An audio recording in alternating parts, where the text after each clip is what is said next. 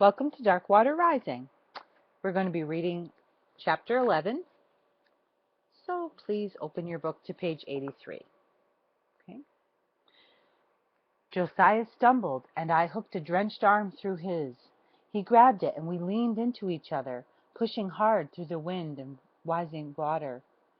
Slate and shattered lumber hit all around us.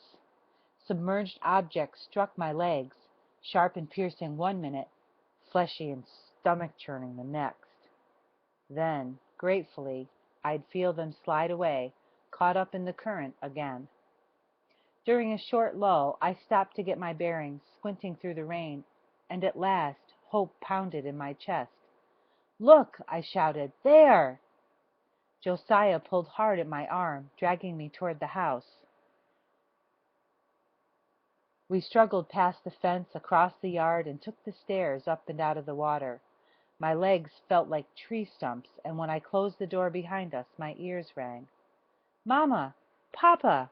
I yelled. I stumbled from room to room, but found no one. Nothing until I saw a note tacked to my bedroom door. I tore it off and read Papa's hurried scrawl out loud to Josiah. "Seth, gone to Nate's. Hope to find you safe there. If not, trust you will seek sturdier shelter with Peaks or Vedders. God be with you. Papa."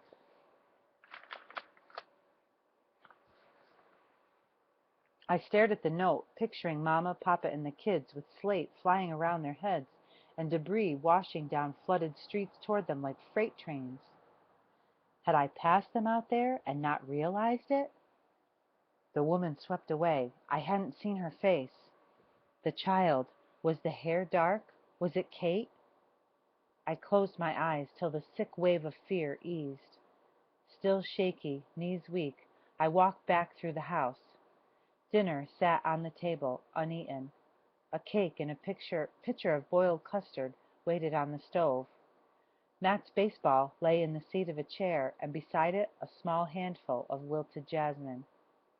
Kate's funeral flowers. I picked up the brown blossoms, stuffed them in one pocket, and poked the ball in the other. Then I noticed that my pants were torn and my leg oozed blood. I looked at Josiah, at all his scrapes and cuts. We'd had a rough time of it, but we'd make it. "So they's with Mr. Braden?" he asked. "I hope so," I said, staring at the note. "So we needs to get to the Vedders." I shook my head. "Aunt Julia and the Peaks have a real sturdy house. Might be better there."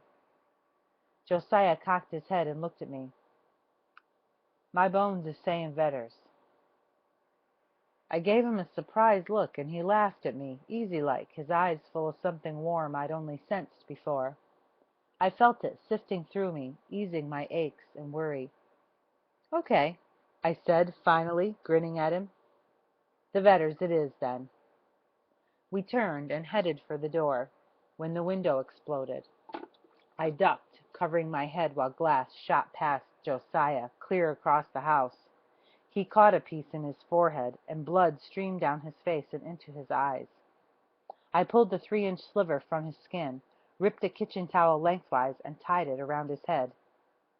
Wind whipped through the open window, pummeling the walls and ceilings till cracks raced around the plaster. "Let's get out of here before the roof goes," I shouted.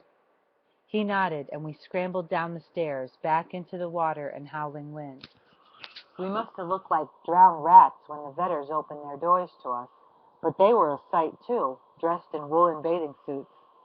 Mrs. Vedder insisted we have some warm broth, and I gratefully accepted, collapsing into a ladder-back chair at the kitchen table. Josiah hesitated, his hands poked deep inside his wet pockets, till Mr. Vedder pulled out a chair for him, too. "Sit down, Josiah. At times like this we can't stand on ceremony." Josiah nodded and mumbled, "Yes, sir. Thank you, sir." The house shuddered in the wind, and while we downed our bowls of broth, Mr. Vedder talked to us about the storm. "This house isn't as well built as the Richard Peak house," he said. "I figure if it starts to break up, we'll make a human chain, and you boys can follow us down the fence line to the Peaks." I nodded and glanced at Josiah, wondering if his bones had anything to say about that. 5-year-old Catherine tugged at my shirt sleeve. "Where's Kate?" she asked. "Didn't she come with you?" I shook my head. "She's with her mama and papa." "Are they at home?" "No, they're all safe and sound at my uncle's house," I said, praying it was so. "Well, I sure wish she was here. No one will play with me. Not Jacob or Alan, or not even Lola. They all say I'm too little." She wandered off, and I turned my attention back to the storm. The Vedder house had been tightly shuttered, but through a broken slat I could see all the way to the swollen gulf. It was a staggering sight, home after home looking like tiny islands surrounded by angry sea, like they'd been built in the middle of an ocean. The ones closest to the gulf were gone, splintered and swept away, or slammed against others, waiting for the next wave. Farther out, a big gray wall of water, like an army of elephants, moved slow and sure toward the island. It was held somewhat at bay by the northeast wind, but I couldn't help but wonder what it would mean to all of us if the wind shifted to the south. I blinked the sick thought away and kept an eye on the water in the yard. It soon swamped the 4-foot fence, and I knew it was just a matter of time before waves broke up the closest row of houses and sent them slamming into us. The house began to fill with people, some whose homes had already come apart, and some who feared theirs would soon follow. Mr. and Mrs. Mason came with their children, along with a number of soldiers from Fort Crockett, till there must have been 50 of us gathered in the front hall. Josiah and one of the soldiers, Private Orville Billings, helped Mr. Vedder remove closet doors, then we all helped nail them crossways to reinforce the windows and front entry. The storm roared and buffeted the house. The women sat on the stairs, taking care not to show their fear to the children. Catherine, content at last to have playmates, sat under the staircase, sharing her new gray kitten with Francesca and Kearney Jr. Josiah and I had just settled on the floor near the kids when I felt a movement. My vision blurred, and a wave of queasiness hit me. Out of the corner of my eye, I saw a small table slide a few feet across the floor. I stared at it, confused for a moment, then felt the whole house rise and rock like a ship at sea. Shocked cries sounded all around me. We were afloat! Timbers groaned and cracked as the house washed off its 6-foot foundation. Seconds later, we hit the ground with a jaw-shattering jolt. My ears popped, and water gushed into the house so fast I didn't have time to get to my feet. I kicked and groped my way to the surface, grabbing for Josiah to make sure he would make it too, but he was already up, fishing Kearney Jr. from the murky water. I grappled for Francesca and handed her, dripping, to her panicky mother, who had been forced to flee farther up the stairs. Lola and Alan popped up, then Jacob, his bathing suit nearly ripped off of him. Private Billings pulled Catherine out, sputtering and crying, "Papa, Papa!" Mr. Vedder took her on his back, but the water quickly rose again.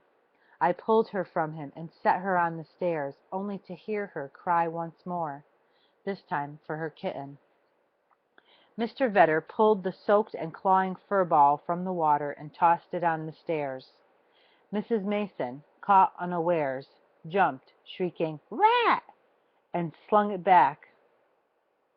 There must have been a dozen of us men, all up to our necks in cold water, scrambling to save that shivering gray kitten once again.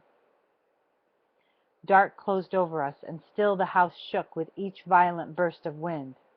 Waves crashed through broken windows. Huge beams from the newly constructed barracks at Fort Crockett thudded against the walls.